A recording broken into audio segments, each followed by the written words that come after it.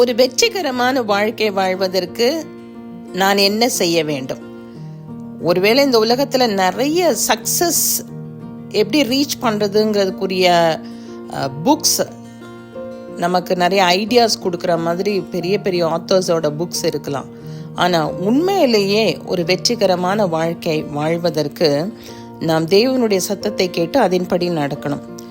ஒருவேளை நீங்கள் கேட்கலாம், நாங்கள் அதை கேட்டு அதன்படி செய்யும் பொருட்டு எங்கள் நிமித்தம் வானத்துக்கு ஏறி அதை எங்களுக்கு கொண்டு வருகிறவன் யார் என்று நீ சொல்லத்தக்கதாக அது வானத்தில் உள்ளதும் அல்ல, நாங்கள் அதை கேட்டு அதன்படி செய்யும் பொருட்டு எங்கள் நிமித்தம் சமுத்திரத்தை கடந்து அதை கொண்டு வருகிறவன் யார் என்று நீ சொல்லத்தக்கதாக அது சமுத்திரத்திற்கு அப்புறத்திலும் உள்ளதும் அல்ல.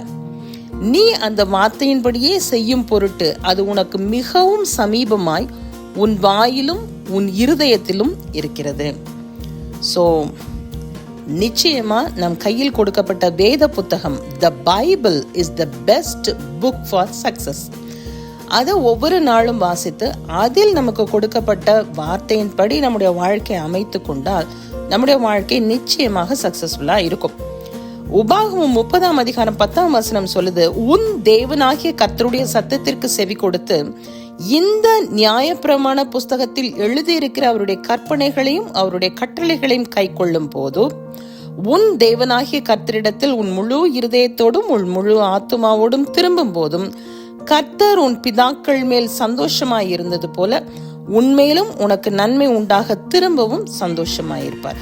அப்பொழுது உனக்கு நன்மை உண்டாகும்படி உன் தேவனாகிய கர்த்தர் உன் கைகள் செய்யும் எல்லா வேலைகளிலும், உன் கர்ப்பத்தின் கனியிலும், உன் மிருக ஜீவனின் பலனிலும், உன் நிலத்தின் கனியிலும் உனக்கு பரிபூரணம் உண்டாக செய்வான். ஸோ நம்முடைய வாழ்க்கையில ஒரு நிறைவு, ஒரு ஆசீர்வாதம், பரிபூரணம், சந்தோஷம், சம்பூரணம் இருக்க வேண்டுமானால் அந்த சக்சஸ்ஃபுல் லைஃபுக்கு டெஃபினட்டா follow the word of God. உங்க கையில கொடுக்கப்பட்ட வேத புத்தகத்தை ஒவ்வொரு நாளும் வாசித்து அதுல என்ன சொல்லப்பட்டிருக்குதோ அப்படி ஒரு வாழ்க்கை வாழ்ந்து பாருங்களேன். That is going to be a very successful life for all of you. God bless you.